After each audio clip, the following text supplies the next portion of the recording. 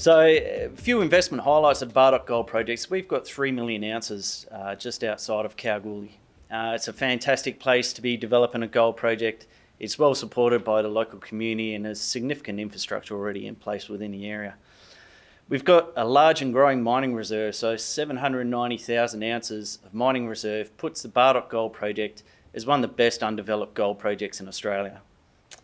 Over the next few months, we're going to have continual news flow as we look to develop this project and push through the definitive feasibility study. We'll have the resource update in Q3 of this year with the ultimate aim of finishing our DFS by Q1 of next year. That'll give the company a clear line of sight and be able to raise the funding needed to be able to become one of Australia's next mid-tier gold producers. And we've got a strong board and management team with the experience to really do that. So with the ex-board of Pilbara Minerals really spearheading the operation, and a strong management team with extensive operating experience in the goldfields, we think we've got the right mix between exploration and mining production to be able to make a profitable gold mine. And where we sit in comparison to a lot of our peers and why we make such a good investment opportunity for all the listeners out there today is when you look at us on an enterprise value per resource ounce, we're significantly undervalued and we haven't got the re-rating that really what our PFS deserves because of the COVID-19 crisis. Now, we're probably around 20 to 40% undervalued in comparison to a lot of our peers. And what we see as we start going through the development profile and start approaching through financing constructions, companies get a significant re-rating. So you'll see some of our peers upwards of $150 per enterprise value per ounce and much lower grades than what we have in our resource. And we have the exceptional opportunity for growth as we go through the development process. And when we look at the enterprise value per reserve ounce, and this isn't a slide that really does Bardoc justice, because when you see the grade at 2.6 or 2.4 grams of our reserve, it's much higher than all of our peers. When we start having a look at the valuations, it's significantly lower. So we still believe there's an exceptional opportunity to grow that reserve number, so the valuation for potential investors is huge. So as I said before, the board's led by the ex-Pilbara Minerals teams, so Tony Leibowitz as chairman, Neil Biddle and John Young, who had tremendous success with Pilbara Minerals, taking it all the way through from junior developer, financing, construction and into production. We've got the right mix on the board, so once we get into production, is to be able to really drive this into a profitable operation. Rowland Johnson is the ex-MD of Excelsior Gold, as well as having strong experience with Integra and Mutiny and a few others. Myself, I'm a mining engineer by trade. I've been running gold mines in the Kalgoorlie for the last 10 years and living and working in Kalgoorlie Boulder for the last 18. So I know the area well, and I think we're well placed to build a mine and make it a success in the Kalgoorlie region. And there's no better place to be building an operation than Kalgoorlie. 40 kilometres north of Kalgoorlie, we're well placed. There's a residential workforce. We're close to road, rail, power and infrastructure. So for us, really the development opportunity here really puts us in a successful position. And we've been consolidating, and probably a large reason why we are undervalued and why we have flown under the radar in comparison to some of our learned colleagues here who have had significant success in exploration, is we've taken a different route about acquiring gold assets in the Kalgoorlie Boulder region, pulling them together and really forming a 40 kilometre, 250 square kilometre of tenure that is well endowed, 3 million ounces of resource with still significant exploration potential. A lot of the tenure in the area hasn't had any modern exploration conducted over the last 20 years. So we think there's significant upside to be able to not only grow our current resources, but also find new resources. And where we start having a look at the location of our tenure is located on the Bardoc tectonic zone, which is essentially a continuation of the Golden Mile, which hosts the Super Pit and St Ives and the like. We also have the interaction of Black Flag Fault, which comes up from Mount Pleasant. Now, Mount Pleasant hosts around 5 to 6 million ounces of total mineral endowment. So what we have here is two major mineralised corridors joining where our tenure meets. We've got around about 3 million ounces delineated here. We think that there's significant potential for us to expand upon them. And our PFS results show that already we have quite a significant project in its own right.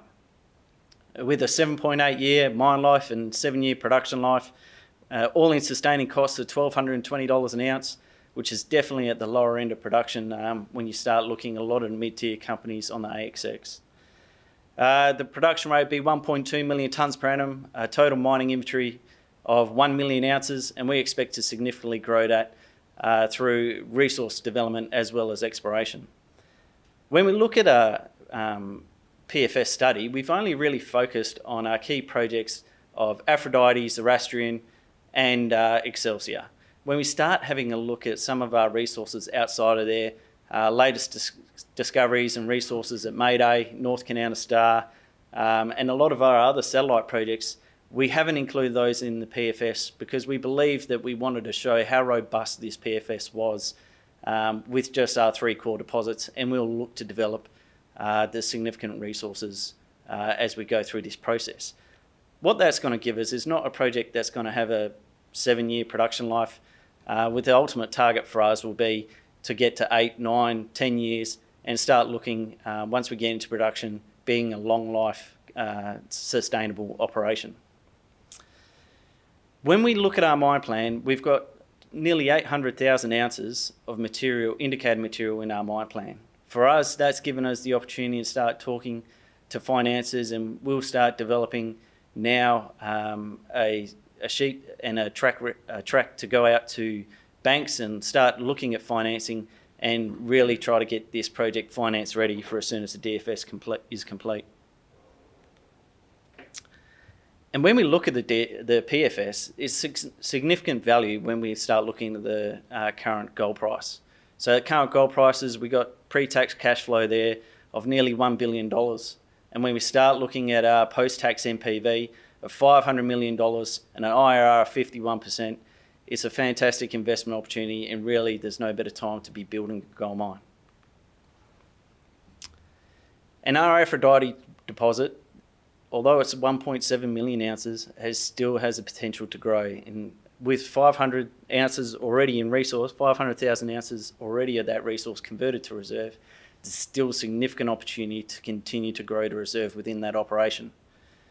We're looking at the underground and open pit, and we're doing a number of trade-off studies now. You'll see here with the $2,000 an ounce pit shell, there's significant scope to expand that open pit, as well as having a look at the underground. And Zoroastrian's our cornerstone deposit. It has had some fantastic grades there over the last 2 years. And when we start looking at infill drilling results and the upgrade results, 7 metres at 21 grams a tonne, which was released a few weeks ago, really does show the potential of this operation to produce significantly higher grades. Now, with the resource modelling, we've always been on the conservative side at Bardoc. With the project, when we start looking at the bottom of the Zoroastrian open pit, the resource here was mined supposed to be about 4.5 grams a tonne. When that went through the plant, that reconciled at about 6 grams a tonne through the Lakewood mill. So there's fantastic upside that what we see in our resource modelling here to be able to add value once we go into production. And there's still the room for growth. As well, we looked at a small open pit in the PFS here, which was really a starter open pit. We wanted to focus on the underground as an operation and get the underground up and running. We will look to exploit the remaining of the open pit resource after the underground. And when we have a look at the $2,000 an ounce pit shell, there's a significant open pit material there.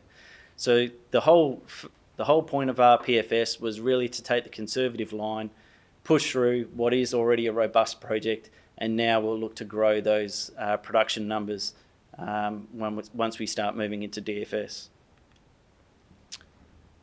The Excelsior Open Pit is quite prominent to note here. Excelsior Gold used to quote a resource of around 475,000 ounces on this open pit.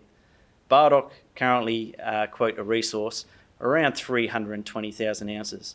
So this is quite a significant point for the company, because we've developed LUC models, we've conducted a number of de-risking milestones within the resource modelling. So when we start going into production, and where we see some of the challenges other mining companies have faced in the past once they've gone into production, we think we've got those covered off, and we'll only see upside when we start going into mining some of these deposits. We've got a simplified flow sheet. The idea is we'll have a CIL circuit that will lead into a flotation circuit to produce a gold concentrate. The gold concentrate for refractory material really takes the risk away out of building a high cost, high capex production scenario. And we think with a gold concentrate, it's a burgeoning market where we have a number of traders trying to get a hold of us to really increase their book of their gold concentrate sales. And it's not a new technology, and it's not a new pathway that companies have seen in the past. Evolution have been in operation at Mount Carmen since 2013 under the same circumstances.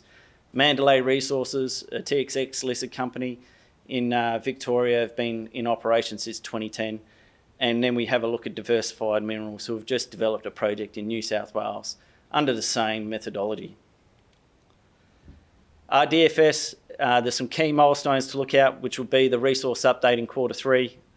We'll plan to do our met test work and have our concentrate offtake arrangements in place by the end of this year, as well as having a look at our final DFS and environmental studies by Q1.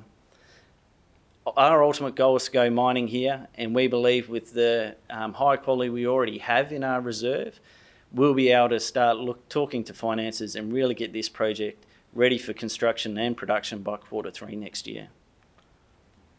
And there's still opportunity to grow. I spoke about Mayday. Mayday is a beautiful ore body. You can see here it's open along strike and at depth.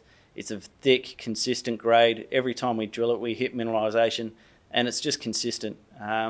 You'll see the mineralisation here. It's at 12 metres at 2.4, 14 metres at 2.96, but it's consistent, it's repeatable, and we think we'll continue to grow this resource well past the 170,000 ounces we have in our exploration target. North Kanowna Star, this is an interesting prospect, because we were really the first company to drill below what was a 30,000 ounce oxide resource. Once we got down to the fresh, if we use a lower cutoff, about 0.1, 0.2 of a gram, we were getting 45 to 50 metres of continuous alteration. You don't tend to see zones like this. We're doing a number of geophysical surveys in and around the area. We could be 200 or 300 metres away from quite a big deposit. But the key focus for us is to develop this DFS, and we'll continue that over the coming months, and we'll continue to keep shareholders updated with our progress. The discovery, we still think there's ample opportunity here to have a new discovery within our own tenure, as well as growing our own resources. And when we start looking at the location of the Bardoc project, it is within, there's no operating mill to the north of us until you start looking out to Leonora.